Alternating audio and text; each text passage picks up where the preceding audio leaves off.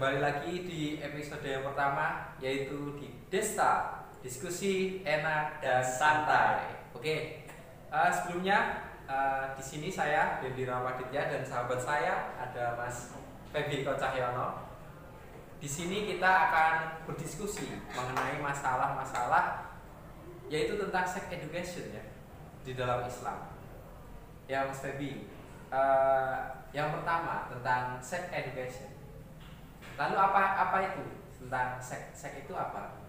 Ya, kalau kita ingin berdiskusi tentang sex education, pertama kita ketahui dulu bahwasanya apa itu pengertian daripada seks.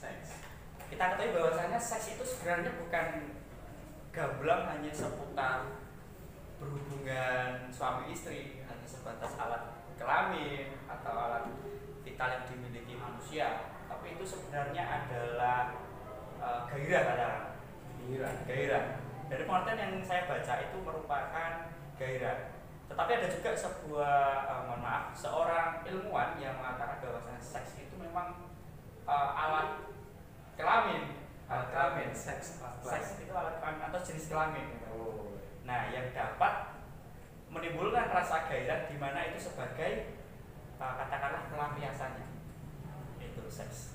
Jadi seks itu adalah sebuah gairah untuk melampiaskan kegiatan seperti berhubungan suami istri seperti itu ya. Hasrat nafsu. Oh iya, hasrat nafsu suami istri. Sebenarnya kalau lebih banyak para ilmuwan mengatakan seks itu sepakat bahwasanya itu hanya jenis kelamin saja. Jenis kelamin ya, seks. Lalu dalam pendidikan seksual itu apakah penting Mas bagi remaja saat ini ya? Khususnya kan kita bicara tentang remaja saat ini tentang sex education. Itu apa sangat penting ya Mas? Itu sangat penting sekali. Jadi bagi teman-teman dan rekan-rekan khususnya masyarakat yang menyaksikan, kita ketahui bahwasanya di Indonesia itu pendidikan seks khususnya kata seks saja itu sudah menjadi hal yang tabu.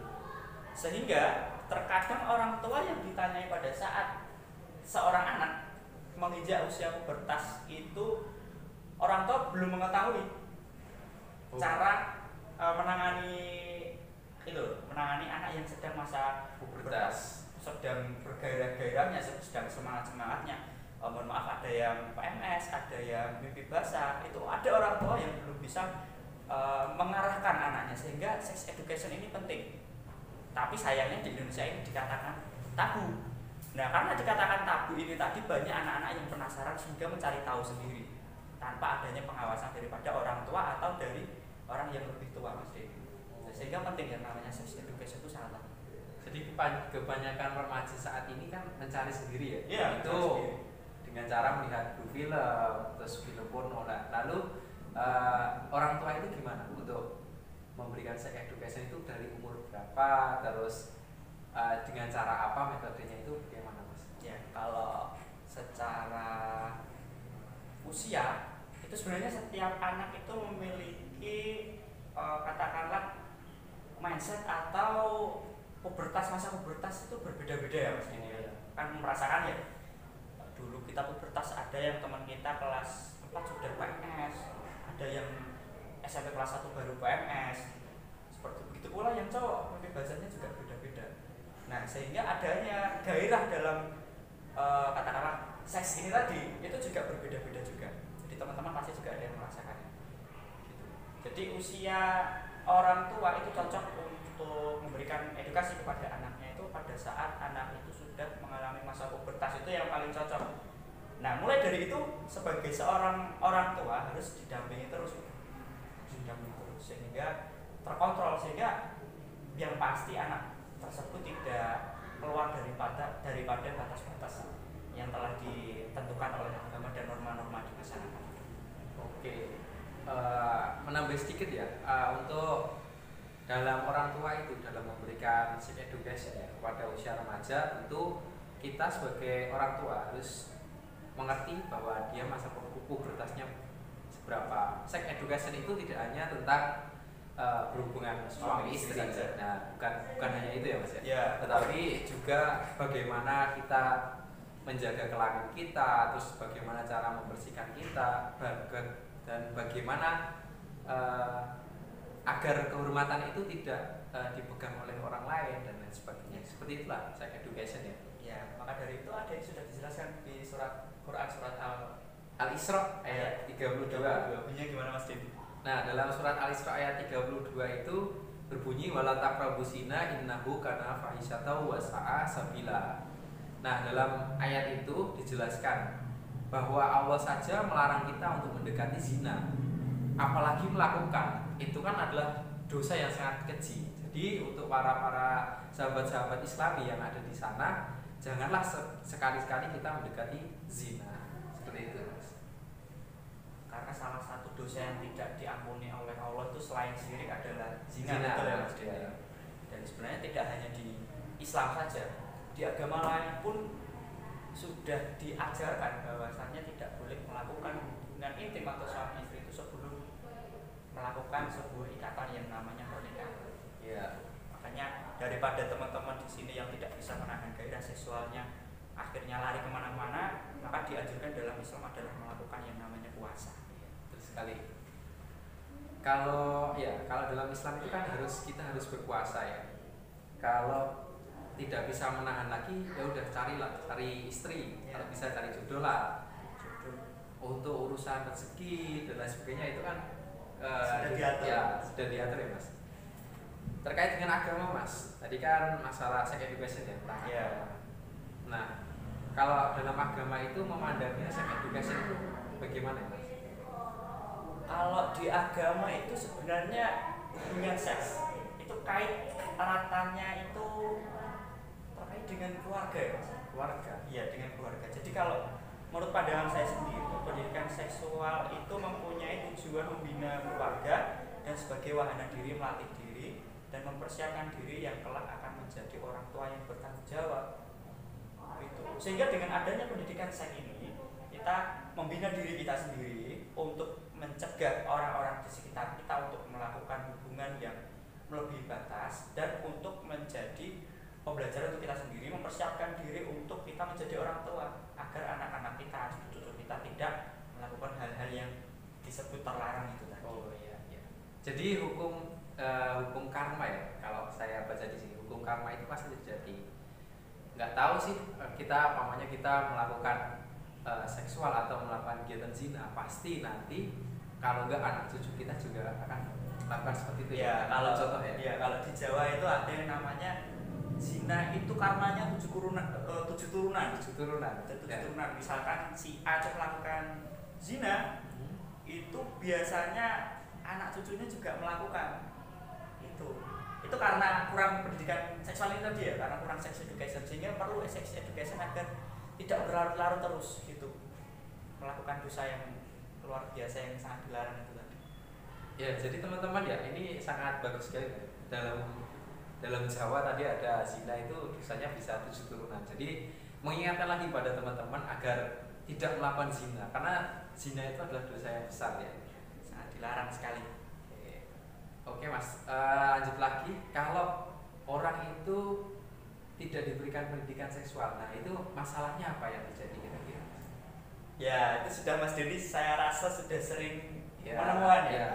Hamil di luar nikah, kemudian adanya kasus pedofilia, pergaulan bebas, kemudian banyak juga, mohon maaf ini, mungkin pegawai seks komersial, OVS seperti itu ya. ya. Padahal banyak juga mungkin teman-teman pelaku seks komersial tersebut itu ada yang lulusan sarjana, ada yang lulusan SMA, ekonominya pun bagus seperti itu.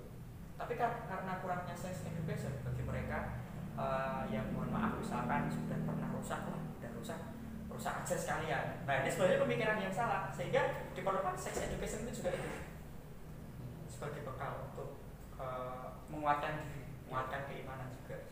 Khususnya ini kita membahas sex education dalam Islam. Kalau dari usia yang udah dewasa nih Mas, udah ya dia udah merasa ya udahlah ini dosa, tapi dia udah nggak merasa dosa, hatinya sudah tertutup gitu Mas. Nah itu bagaimana sih untuk caranya kita memberikan sex education terus memberikan bahwa yang dia lakukan itu salah dan dosa gitu kan? Nanti kan juga takutnya kalau dia melakukan kayak seks bebas ya Mas, Terus ada sekarang kan ada LGBT juga. Nah itu kan nanti takutnya kan menjadi HIV. Seperti yang di Bandung kemarin itu terdapat banyak yang terjangkit HIV.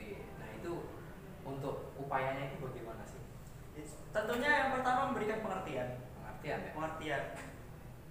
Tidak bisa kita dengan cara kekerasan, dengan cara kita ngomong, nggak boleh, jangan, itu baru pasti kamu nanti jadi orang penyakitan, itu nggak bisa. Kita melakukan pendekatan, memberikan pengertian dengan melakukan pendekatan secara halus. Terus kita memberikan bukti-bukti bahwasanya kalau kamu masih terus melakukan hal seperti ini, ya inilah yang kamu dapatkan. HIV, ada virus AIDS, kemudian ada penyakit sifilis, raja singa itu, dan sebagainya. Masih karena seksual ini penyakitnya merusak organ dalam. Tidak hanya organ luar saja. Kalau organ luar mungkin kalau orang mengatakan enggak sampai kanan gitu kan luar biasa mengerikan. Itu belum lagi penyakit-penyakit dalam luar biasa, sehingga yang namanya pernikahan itu dikatakan suci. Pendidikan seksualitas penting untuk mencegah penyakit-penyakit itu. Kemudian yang kedua dosa-dosanya. Karma tadi Mas Rindi yang seperti panjenengan katakan tadi. Misalkan ada pelaku pedofilia yang merusak anak orang. Mungkin dia tidak akan mendapatkan karma yang orang rasakan merusak dirinya sendiri, tidak. Tapi untuk anak cucunya, nah dia harus memikir sampai seperti itu, karena Allah itu memberikan cobaan atau azab kepada orang-orang yang zina, yang melakukan hal di luar batas itu tadi. Itu di luar pemikiran kita. Bisa jadi itu ke diri kita sendiri atau bahkan lebih parah ke anak cucu kita. Ya berkaitan dengan azab dari Allah ya, saya teringat ada cerita di kaum Sodom ya Mas.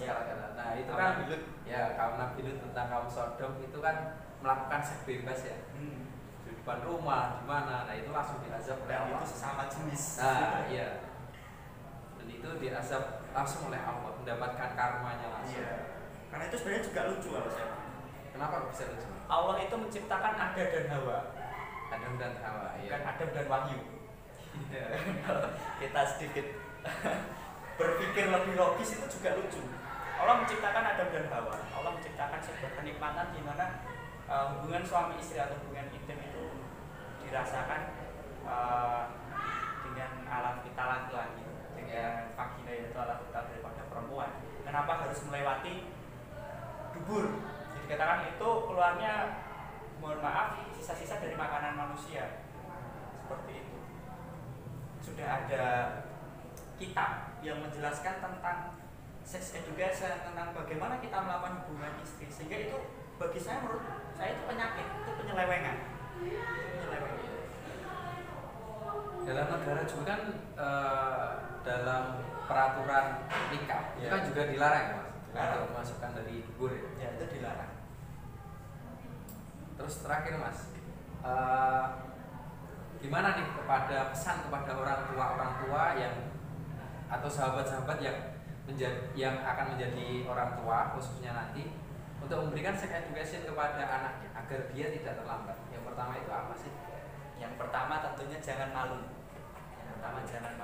Jadi sex education itu bukan berarti hal yang tabu dan harus ditutup-tutupi. Sehingga ternyata buktinya kalau kita tutup-tutupi, adik-adik kita, anak-anak kita itu kan cari-cari sendiri, praktek sendiri. Nah itu yang bahaya, tanpa adanya pengawasan. Yang pertama jangan malu, pede saja, karena ini demi kebaikan. Yang kedua, sebelum kita menyampaikan ilmu kan pastinya harus ahli dulu ya. Kita ketahui dulu. Tidak perlu ahli, yang penting kita tahu dasarnya, kita tahu cara penyampaiannya, sehingga kita bisa menyampaikan dengan cara yang baik, dengan cara yang benar, sehingga anak-anak kita, oh ya ternyata ini benar dan ternyata yang ini salah, sehingga saya harus melakukan yang ini, saya tidak boleh melakukan yang ini. Paham dulu ilmunya. Kalau kita nggak paham ya bagaimana kita mau menjelaskan? Yang ketiga, perdalam soal agama. Jadi kebanyakan orang itu belajar hanya ilmiahnya saja, belum sama religi, sama agamanya, sehingga kombinasikan itu ilmu-ilmu perkembangan zaman sekarang dengan ilmu-ilmu agama Islam itu perlu dikombinasikan, sehingga tidak lupa kita dengan namanya hukum-hukum Islam. Karena sebenarnya kalau kita lihat kan norma-norma di masyarakat, peraturan-peraturan zaman sekarang itu mengikuti peraturan-peraturan dari Islam sendiri. Sehingga kalau kita tidak menyesuaikan itu, ya kita mau mengikut peraturannya siapa? Pemerintah itu membuat peraturan undang-undang tidak boleh LGBT, Ya. tidak boleh lebih dari 4 istri, itu kan diatur juga dari agama. Kalau dari Mas Din itu kira-kira bagaimana?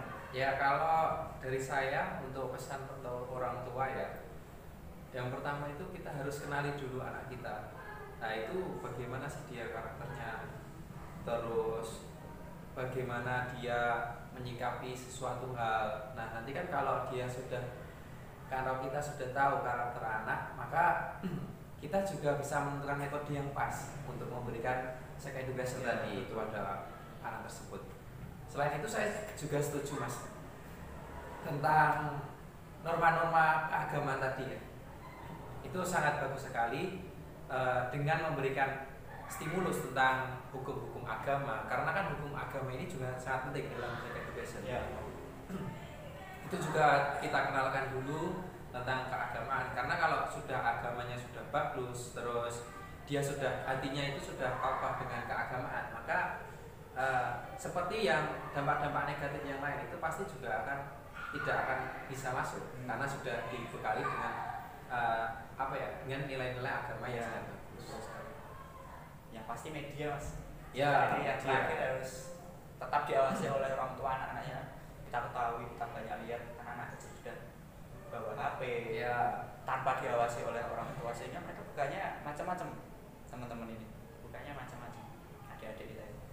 Sehingga ada kasus-kasus itu di luar Jawa ya. Iya. Luar Jawa yang masuk berita itu anak kecil kelas 5 SD itu nyewa PSK.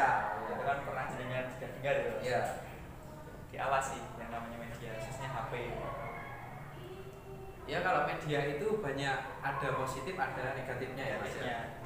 Tergantung kita sebagai orang tua itu memberikannya bagaimana sih. Ya. Kalau menurut saya diberikan, tetapi saat waktu belajar atau dia sesudah belajar itu diberikan sedikit lah, berapa jam gitu ya. Itu namanya pengawasan dan pengontrolan gitu. Dan jangan disisipi jangan disisipi kayak video atau yang nanti bisa mencari ke iklan-iklan. Biasanya kan iklan-iklan itu yang dewasa kan suka muncul ya Mas ya? Ya, suka muncul itu. Di Google itu sering. Itu jadi kita juga harus awasi ya, karena tidak senonoh. Terus mungkin satu lagi ya, kalau kita punya anak itu beda kelamin, contoh yaitu laki-laki dan perempuan. Nah itu kalau udah masuk usia berapa ya, 5 tahun atau 6 tahun, nah itu perlu dipisah kamarnya, terus dipisah, nggak boleh mandi bareng lagi, cara berpakaiannya, terus diberikan pengertian ini bagian ini nggak boleh dipegang ya, karena ini campur bahaya atau bagaimana. Nah harus dijaga dan harus dibersihkan. Ya pasti kasih pengertian bagian-bagian mana yang harus dijaga. Ya, tetapi kalau anak kecil kita juga harus memberikan pengertiannya, jangan yang seperti anak dewasa ya Mas ya. Sesuaikan umur. Iya. Sesuaikan. Ya memang seperti itulah pendidikan seksual penting, tapi jarang kita perhatikan karena dianggap hal yang tabu di Indonesia. Oke teman-teman, kita hari ini membahas diskusi tentang apa pentingnya itu pendidikan seks ya. Terus kalau di Indonesia kan dianggap tabu ya Mas? Iya, tabu. Apakah kalau diterapkan itu yang sesuai itu gimana? Yang sesuai itu kita jelaskan. Kalau mohon maaf ini, kalau di negara barat ya, itu mereka melakukan hubungan seksualitas itu hal yang wajar, karena tidak diatur oleh agama Islam, karena mayoritas bukan agama Islam. Ya. Jepang contohnya, anak yang sudah usia SMP kalau belum melakukan hubungan suami istri, mohon maaf, itu menjadi aib untuk keluarga, karena dirasa ini anaknya gak payu bocah ini, sehingga malu. Nah kalau di Indonesia itu ya jangan seperti itu, jangan barat-baratan ya Mas? Jangan barat-baratan. Kita di sini karena mayoritas Islam, otomatis kita diatur, otomatis kita ada peraturannya yang harus dipatuhi. Kita memberikan pengertian itu saja. Memberikan seks edukasi itu tujuannya bukan untuk hal yang tabu, bukan untuk memberikan contoh kepada anak didik kita, untuk anak-anak kita, adik-adik kita untuk melakukan hal tersebut, tidak. Tapi kita memberikan sex education itu untuk memberikan pengertian, memberikan pemahaman, memberikan gimana ya, strategi-strategi bahwasanya yang ini tidak boleh dilakukan, yang ini boleh dilakukan. Seperti itu. Pendidikan seks. Oke teman-teman, mungkin cukup ya diskusi pada episode Desta pada pagi hari ini atau pada episode yang pertama. Banyak sekali yang kita ambil dari penjabaran dari sahabat Feby tadi, Dari Mas Feby juga banyak tentunya. Tentang pendidikan sex education, terus faktor apa saja tadi, masalah yang kita temui, terus penerapannya, terus pesan-pesan untuk orang tuanya, Mas ya. Itu sangat banyak sekali sudah dijabarkan oleh Mas Feby tadi, kita berdiskusi. Oke, kita cukupkan dulu episode Desta pada hari ini. Untuk episode selanjutnya bisa kita sambung lagi ya Mas ya. Siap. Oke. Mungkin ada pesan-pesan Mas untuk sahabat-sahabat yang sedang menonton. Iya, jangan malu melakukan kebaikan selama itu benar, jangan pernah mundur, itu saja Mas. Oke, jangan pernah malu melakukan kebaikan selama itu benar, jangan pernah mundur. Oke, singkat, padat dan jelas. Semoga apa yang kita dapatkan hari ini dapat bermanfaat ya Mas. Ya, amin. Dan oke, kita tutup. Assalamualaikum warahmatullahi wabarakatuh. Waalaikumsalam. Terima kasih.